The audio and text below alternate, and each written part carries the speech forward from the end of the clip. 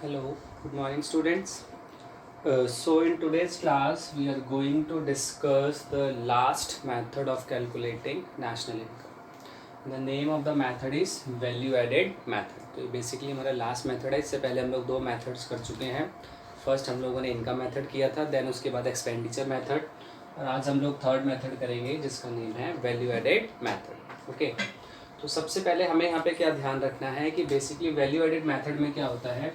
अभी तक जिस भी प्रोडक्ट के पीछे हम लोग डोमेस्टिक प्रोडक्ट लगा रहे थे, दैट मीन्स ये जो जीडीपी था ये ऑटोमेटिकली ना हम लोग यहाँ पे इसको जीवीए बोल सकते हैं, फिर चाहे ये एमपी के साथ हो या ये एफसी के साथ हो. ऐसे ही अगर हम लोग किसी चीज़ को एनडीपी एमपी बोल रहे थे या एनडीपी एफसी बोल रहे थे, वो जो डोमेस्टिक प्रोडक्ट है वो ऑटोमेटिकली यहाँ पे क्या बन जाएगा, एनवीए एमपी, या हम लोग उसको क्या बोल सकते हैं, एनवीए एफसी. ठीक है, इन दोनों का मतलब सेम है, चाहे मैं जीडीपी बोलूँ, चाहे मैं जीवीए बोलूँ, या मैं एनडीपी बोलूँ या मैं एनवीए बोलूँ, इन सब का मतलब सेम. ठीक है, तो सबसे पहली बात हमें इस मेथड में यही ध्यान रखनी है, जो हमारा डोमेस्टिक प्रोडक्ट था वो यहाँ पे ऑटोमेटिकली वैल्यू एडेड बन गया. ओके, तो बेसिकली जैसे हम लोगों ने इनकम मेथड किया था तो उससे हमारा आंसर कैलकुलेट हो रहा था एनडीपी एफसी. फिर हम लोगों ने एक्सपेंडिचर मेथड किया, उससे हमारा आंसर कैलकुलेट हुआ था जीडीपी एमपी. ऐसे ही जब हम लोग वैल्यू एडेड मेथड के थ्रू नेशनल इनकम को कैलकुलेशन करेंगे तो सबसे पहले जो हमारे पास कैलकुलेट होगा दैट इज जीवीएमपी और वी कैन से जीडीपीएमपी. ठीक है, इन दोनों का मतलब सेम है, चाहे मैं इसको जीवीएमपी बोलूँ या जीडीपीएमपी बोलूँ. वो कैसे कैलकुलेट होगा, उसका एक फॉर्मूला यहाँ पे छोटा सा लिखा हुआ है, value of output minus intermediate consumption. Value of output minus intermediate consumption, ये जीवीएमपी या जीडीपीएमपी को कैलकुलेट करने का एक छोटा सा मेथड है, तो फॉर्मूला हम कह सकते हैं. इनकेस अगर मान लो हमें वैल्यू ऑफ आउटपुट इस क्वेश्चन में नहीं गिवन है तो वैल्यू ऑफ आउटपुट को भी हम लोग कैलकुलेट कर सकते हैं. उसको कैलकुलेट करने का फॉर्मूला है sales plus change in stock. ये हमारा फॉर्मूला है वैल्यू ऑफ आउटपुट को कैलकुलेट करने का. और इसमें भी इनकेस अगर हमें सेल्स नहीं गिवन तो हम लोग कैलकुलेट कर सकते हैं price into output. Price per unit question में गिवन होगा, क्वांटिटी सोल्ड हमें क्वेश्चन में गिवन होगी, दोनों को मल्टीप्लाई कर देंगे तो सेल्स निकल जाएगा. ओके, अब बात आती है चेंज इन स्टॉक की. चेंज इन स्टॉक का कैलकुलेशन हम लोगों ने एक्सपेंडिचर मेथड में सीखा था, वही सेम कैलकुलेशन रहेगा. शॉर्ट में मैं बता देता हूँ कि अगर चेंज इन स्टॉक गिवन नहीं था तो हम लोग उसको कैसे कैलकुलेट कर रहे थे. ये हमारा कैलकुलेट होता था क्लोजिंग स्टॉक माइनस में ओपनिंग स्टॉक, तो वो हमारा क्या बन रहा था, चेंज इन स्टॉक. अब बात आती है इसकी इंटरमीडिएट कंजम्पशन की. इनकेस अगर मान लो हमें क्वेश्चन में इंटरमीडिएट कंजम्पशन गिवन ना हो तो उसको कैसे कैलकुलेट करेंगे. ये जो इंटरमीडिएट वर्ड है बेटा ये तो हमें गिवन होगा. ठीक है, कंजम्पशन की जगह, इस कंजम्पशन की जगह हमारे पास क्या हो सकता है, या तो इंटरमीडिएट कॉस्ट हो सकता है, या इंटरमीडिएट परचेज हो सकता है, या फिर एक नया नाम हो सकता है जिसको हम लोग बोल सकते हैं परचेज ऑफ रॉ मटेरियल. ठीक है, इन चारों में से कोई भी वैल्यू हमें गिवन हो सकती है, या तो इंटरमीडिएट कंजम्पशन होगा, या फिर कंजम्पशन ना होकर क्या होगा, इंटरमीडिएट कॉस्ट, या इंटरमीडिएट परचेज, या फिर purchase of raw material. Okay, तो ये बेसिकली हमारा छोटा सा फॉर्मूला है वैल्यू एडेड मेथड का. Okay okay, so now students, अब हम लोग इस क्वेश्चन को यहाँ पे सॉल्व करेंगे. ठीक है, तो वो क्वेश्चन हमारे सामने यहाँ पे लिखा हुआ है जिसमें हमें कैलकुलेट करना है जीवीए एफसी. कुछ वैल्यूज हमें यहाँ पे गिवन है जैसे sales, rent, subsidy, change in stock, purchase of raw material and profit. Short में यहाँ पे मैंने फॉर्मूला लग दिया है ताकि हमें समझ में आ सके साथ साथ. तो सबसे पहले हम लोग इसमें क्या कैलकुलेट करते हैं, जीवीएमपी. राइट, जीवीएमपी का हमारा फॉर्मूला होता है जो भी हम लोगों ने किया था, वैल्यू ऑफ आउटपुट, यहाँ पे मैं शॉर्ट में लिख रहा हूँ, माइनस इंटरमीडिएट कंजम्पशन. ओके, अब इस क्वेश्चन में सबसे पहले हमें वैल्यू ऑफ आउटपुट ढूंढना पड़ेगा. वैल्यू ऑफ आउटपुट हमें यहाँ पे गिवन नहीं है, तो अगर वैल्यू ऑफ आउटपुट गिवन नहीं होता तो कैसे निकालते हैं, उसका फॉर्मूला यहाँ पे मैंने लिखा हुआ है sales plus change in stock. तो अभी मैं समझाने के लिए पूरा एकदम से आपको डिटेल में बताता हूँ. तो वैल्यू ऑफ आउटपुट की जगह हम लोगों ने यहाँ पे चेंज इन स्टॉक पुट कर दिया, माइनस इंटरमीडिएट कंजम्पशन भी यहाँ पे नहीं है, तो उसके लिए चार ऑल्टरनेटिव्स बताए थे मैंने, तो उसमें से एक हमें यहाँ पे गिवन है that is purchase of raw material. तो आईसी की जगह हम लोग यहाँ पे क्या लिख सकते हैं, परचेज ऑफ रॉ मटेरियल. ठीक है, ये हम लोगों ने यहाँ पे लिख दिया. अब इसमें वैल्यूज पुट करते हैं. सेल्स की वैल्यू हमें बेटा गिवन है 180 प्लस चेंज इन स्टॉक हमें गिवन है 15 minus purchase of raw material है हमारे पास 100. तो ये हमारे पास हो गया 195 माइनस 100 इज इक्वल टू 95. ये हमारे पास अभी क्या आया, जीवीए एमपी. हमें कैलकुलेट करना है जीवीए एफसी.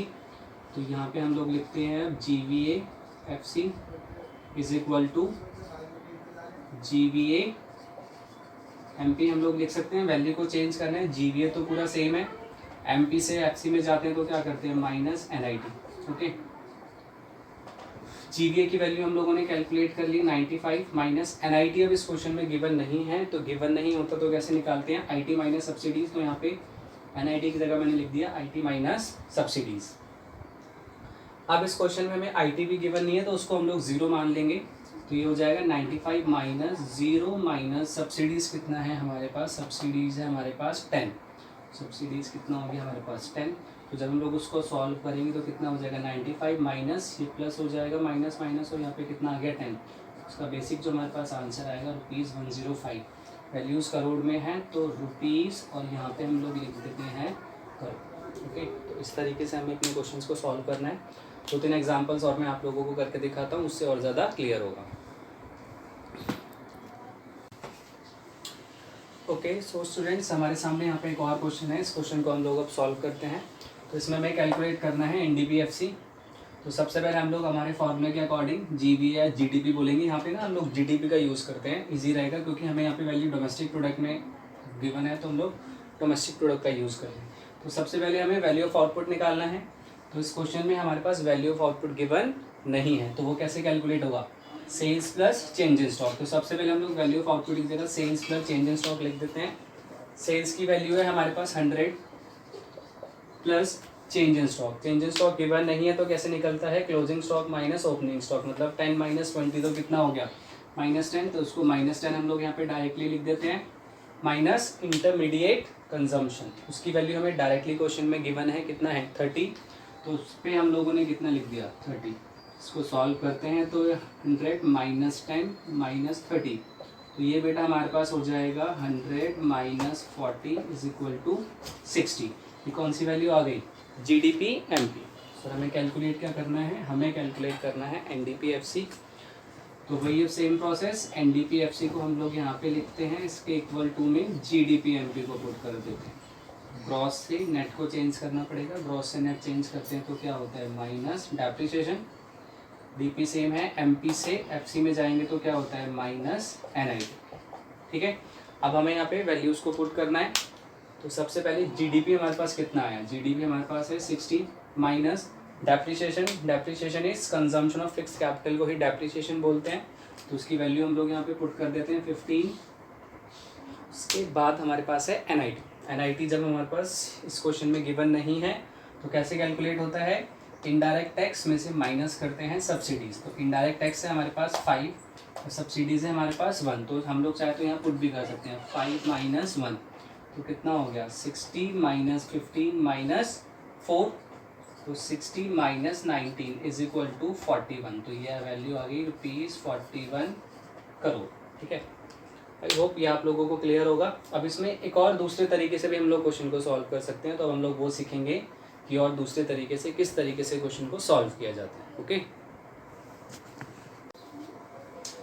ओके, तो अब ना हम लोग वैल्यू एडेड मेथड में एक और तरीके से हमारे आंसर्स को कैलकुलेट कर सकते हैं। उसमें बेसिकली क्या करना होता है कि हमें फर्म्स का वैल्यू एडेड निकालना होता है, तो उसमें क्वेश्चन हमें इस फॉर्मेट में गिवन होगा, calculate value added of firm A और B और C, कुछ फर्म्स का वैल्यू एडेड हमें कैलकुलेट करना होगा। तो जब हम लोग वैल्यू एडेड कैलकुलेट करेंगे तो उस केस में जो हमारा फॉर्मूला होता है ना बेटा, वो ऐसा बन जाता है sales plus change in stock minus purchase. उस केस में हम लोग किस फॉर्मूले का यूज़ करेंगे, sales plus change in stock minus purchase. किसके लिए, ये फर्म ए के लिए, मतलब फर्म ए का सेल्स निकालना पड़ेगा टोटल, फर्म ए का चेंज इन स्टॉक और फर्म ए का परचेज। ओके, तो इनकेस अगर मान लो हमें फर्म ए का सेल्स निकालना है तो कैसे निकालेंगे, क्वेश्चन में ऐसी स्टेटमेंट हमें गिवन होगी सेल बाय फर्म ए। अगर डायरेक्ट हमें ऐसा गिवन है सेल बाय फर्म है तो उसमें फर्म ए की हर तरीके की सेल इंक्लूड है, फिर हमें और किसी सेल को लेने की ज़रूरत नहीं है। फिर चाहे फर्म ए ने हाउस होल्ड को सेल किया हो या गवर्नमेंट को किया हो या किसी और को सेल किया हो। ठीक है, इनकेस अगर नहीं गिवन तो ऐसा हो सकता है कि sale by firm A to government, sale by firm A to household, domestic sale of firm A, export of firm A, तो एक्सपोर्ट भी हमारा क्या होता है, सेल होता है। तो इनकेस अगर हमें सेल बाय फर्म ए नहीं गिवन होगी तो हमें इस तरीके से वैल्यूज गिवन हो सकती हैं कि sale by firm A to government, sale by firm A to household, domestic sale of firm A, export of firm A, तो ये सारा का सारा फर्म ए का सेल्स हो जाएगा। दोबारा ध्यान रखना, अगर आपको ये स्टेटमेंट गिवन है सेल बाय फर्म ए, तो आपको कुछ और लेने की ज़रूरत नहीं है, इसमें इसकी ऑटोमेटिकली सारी की सारी सेल्स इंक्लूड हो गई। देन आते हैं चेंज इन स्टॉक, वही सेम कॉन्सेप्ट जो पीछे किया था कि क्लोजिंग स्टॉक। अब यहाँ पे फर्म ए का क्लोजिंग स्टॉक गिवन होगा, फर्म ए का ओपनिंग स्टॉक गिवन होगा, क्लोजिंग में से ओपनिंग को माइनस कर देंगे तो चेंज इन स्टॉक आ जाएगा। ओके, देन फर्म ए का परचेज, तो फर्म ए के परचेज के लिए वही कॉन्सेप्ट यहाँ पे भी है कि परचेज बाय फर्म ए लिखा है, तो मतलब फर्म ए का सारा परचेज यहाँ पे ऑटोमेटिकली इंक्लूड हो चुका है। ठीक है, अगर ऐसा नहीं लिखा है तो परचेज बाय फर्म ए जिससे भी परचेज किया होगा, या फिर डोमेस्टिक परचेज, इंपोर्ट्स भी क्या होता है उसका परचेज ही होगा, या परचेज ऑफ रॉ मटेरियल, तो उस केस में ऐसे हमें अलग अलग वैल्यूज़ गिवन हो सकती हैं। लेकिन यहाँ पे भी सेम ध्यान रखना बेटा, अगर परचेज बाय फर्म ए आप लोगों को डायरेक्टली गिवन है तो उसमें फर्म ए की सारी परचेज गिवन होगा। ओके, तो ये इसमें हम लोग वैल्यू एडेड ऑफ फर्म्स निकालते हैं, तो उस तरीके से कैलकुलेट होगा। इसका एक क्वेश्चन हम लोग ट्राई करते हैं, वो आपको ज़्यादा क्लियर हो जाएगा। Okay,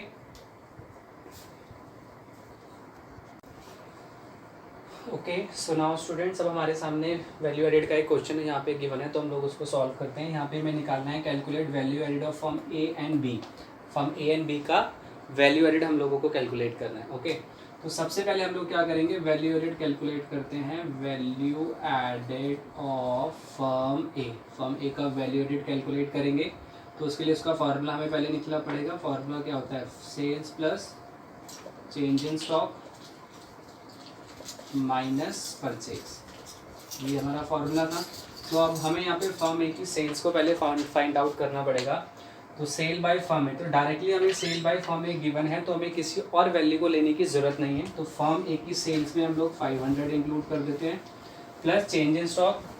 change in stock of firm A भी हमें डायरेक्टली गिवन है, उसकी वैल्यू कितनी है हमारे पास 20, तो उसको हम लोग यहाँ पे लिख देते हैं 20 माइनस। अब फर्म ए का परचेज हमें ढूंढना है, परचेज बाय फर्म ए, वो भी हमें डायरेक्टली गिवन है कितना 320। तो इस क्वेश्चन में हमें कुछ बेसिकली ज़्यादा करना नहीं पड़ा। 520 minus 320 is equal to ₹200 crore. ये वैल्यूज़ हमारे पास इसकी आ गई, value added of firm A. ऐसे ही हम लोग कैलकुलेट करेंगे value added of firm B, value added of B. तो उसके लिए सेम हम लोग फॉर्मूला लिख लेते हैं, sales plus change in stock minus purchase. तो सबसे पहले हम लोग फर्म बी की सेल्स को फाइंड आउट करेंगे। फर्म बी की सेल्स के लिए एक फर्म बी ने ये सेल किया है, sale by firm B to general government, sale by firm B to household. तो फर्म बी की यहाँ पे 2 सेल्स हैं, दोनों को हम लोग ऐड कर लेते हैं। एक हमारे पास है बेटा 100 और एक हमारे पास है 350। तो उसकी सेल्स हो गई, प्लस अब उसका क्या चाहिए हमें, चेंज इन स्टॉक।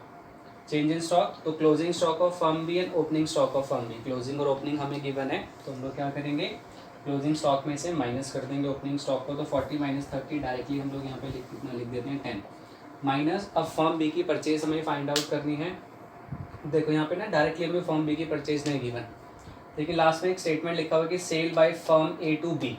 इसको हम लोगों ने ना फर्म ए का सेल्स नहीं माना, क्योंकि फर्म ए का सेल्स हमें डायरेक्टली यहाँ पे गिवन है, तो ये वाला जो अमाउंट ऑटोमेटिकली इसमें इंक्लूड होगा। तो इसको क्या माना जाएगा, परचेज ऑफ फर्म बी, क्योंकि फर्म ए ने सेल किया किसको, बी को, तो बी के लिए वो क्या हो गया, परचेज हो गया।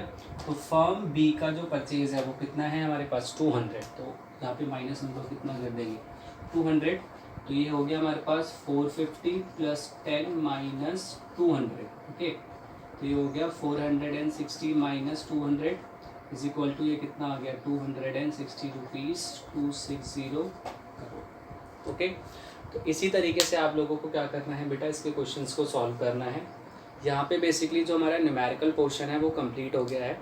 3 मेथड्स इसमें बेसिकली हम लोगों ने किए हैं। इनकम मेथड, जिससे हमारा NDPFC कैलकुलेट होता था, फिर हम लोग वैल्यूज़ को चेंज करते हैं। नेशनल इनकम तक पहुँचने के लिए उसमें हमें NFIA प्लस करना पड़ता है। देन हम लोगों ने एक्सपेंडिचर मेथड किया। एक्सपेंडिचर मेथड में जो हमारी क्या वैल्यूज़ कैलकुलेट हुई थी, वहाँ पे कैलकुलेट हुआ था GDP MP। ओके, और आज हम लोगों ने सीखा है वैल्यू एडिड मेथड, जिसमें हमारा वही सेम GDP MP ही कैलकुलेट होता है, लेकिन उसको हम लोग GVA MP भी बोल सकते हैं। तो यहाँ तक बेसिकली आपका न्यूमेरिकल पोर्शन है। अब हम लोग जो भी हमारी नेक्स्ट वीडियो या क्लास होगी उसमें हम लोग क्या करेंगे, अब हम लोग स्टार्ट करेंगे theoretical portion of national income. कुछ चैप्टर्स हम लोग थियोरेटिकल के पहले कर चुके हैं, सर्कुलर फ्लो हम लोगों ने किया था। फिर हम लोगों ने बेसिक कंसेप्ट किए थे जिसमें हम लोगों ने डोमेस्टिक टेरिटरी और normal resident, final goods, intermediate goods, ये सब सीखा था।